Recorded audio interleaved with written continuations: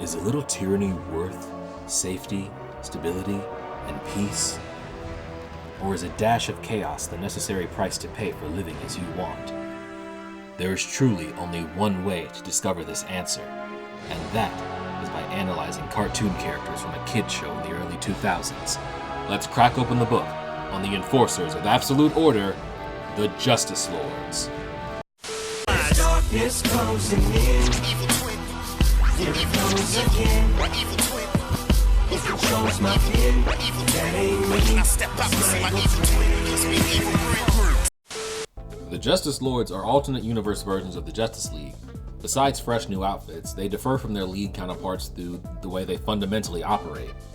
The Lords more or less control the world.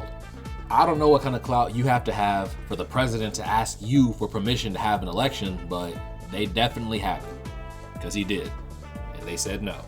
Besides making bitch niggas out of world leaders, the Lords have also banned public assembly, established a strict curfew for citizens, and have a police force that comes to arrest you if you cause a public disturbance. They claim all that is like temporary, but we're coming into the story like 2 years after everything started to go this way, so we have no idea how long exactly this has been going on, or why they're doing this, or like why they're a few steps away from arresting people for thought crimes, but that's the status quo. You may be asking yourself how things could have gotten this bad, and the answer is honestly not that complicated. One of Lex Luthor's plans goes sideways, and the Flash ends up dying because of it.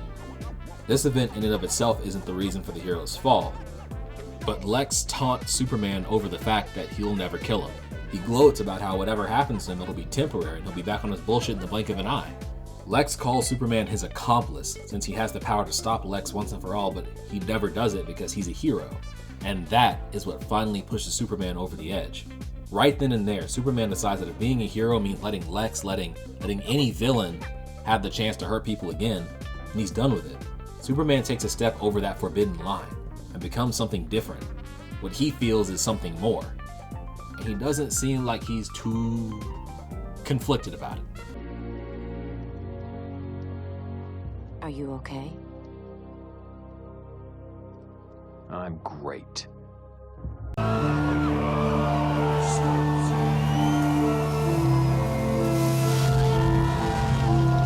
I told myself I wasn't going to bring up Injustice too much in this video, despite them having such similar premises, but I think it's worth mentioning that unlike Superman's regime in that story, all the heroes we see here are on his side. They're all for the super police state, be it for personal reasons or because they're just following their leader, or they feel like it's truly the right thing to do. When I was a kid, I went to bed every night scared that the whole world was gonna blow up. That's the way things were back then, and folks just accepted it.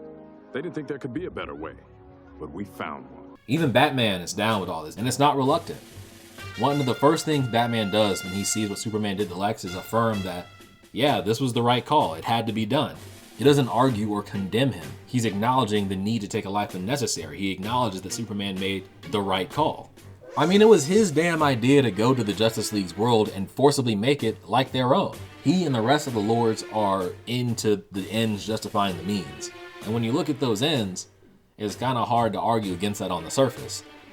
The Justice Lord's world is safer than the League Zone when it comes to the threats to it from aliens and criminals and stuff like that. The Watchtower is always checking the planet for any sort of disorder to the point where the heroes don't have anything to do. They're either in the Watchtower looking at screens, practically hoping for something to go wrong, or just doing pretty much nothing, and the only thing that they really have to do of substance, of significance, is to stop a protest. Meanwhile, you have Gotham City, which sets the bar for how fucking trash a city can be, looks like Metropolis in this universe, and Arkham Asylum looks like, I mean, if we're being honest, it looks like what a mental institution should always look like. They're doing a good job there, and oh yeah, it's staffed by a bunch of reformed villains too that got lobotomized into being peaceful and complacent, and that's fucked up. This is fucked up, man. Kids watch this.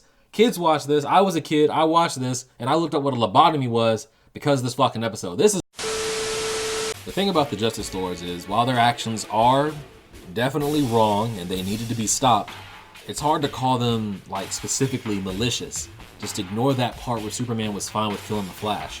They see the peace and order they bring as worth the sacrifice of some civil liberties, even if that peace involves fear and intimidation. They aren't like maniacal villains. They genuinely believe that what they're doing is the right thing to do, the right path to take. Like when they go to the League's universe to fix it, they go about it so matter-of-factly, like they're just janitors cleaning up a mess, like it's just a part of the daily 9 to 5. They have sympathy for the League's universe because what they see going on there, they see as the mistakes they used to make before they grew up. I can't believe they left it so unprotected. We did, for a long time. How often did it come back to bite us?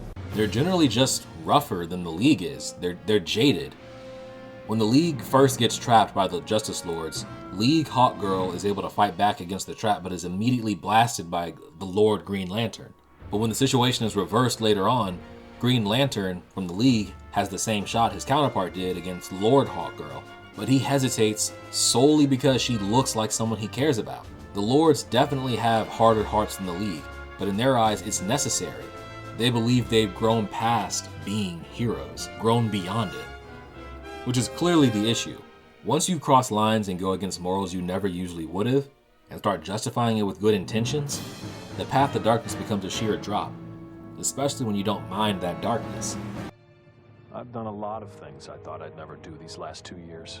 One more won't hurt. Oh no! They claimed to be paragons of justice who saved their world from evil, but their actions ended up making them as bad or worse than those they fought. This irony is best shown in the final battle.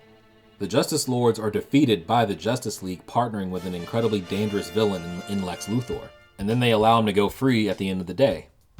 Like, that is irony, right? Like, antagonists who think they're in the right being defeated, like, primarily by a megalomaniac who is objectively worse than they are, but then he gets rewarded for it? I think that's irony. It's one thing to protect people and uphold the idea of justice, but when one isn't careful, they can easily start enforcing their own justice on people whether they want it or not. You either die a hero, or live long enough to... Yeah, I heard this before.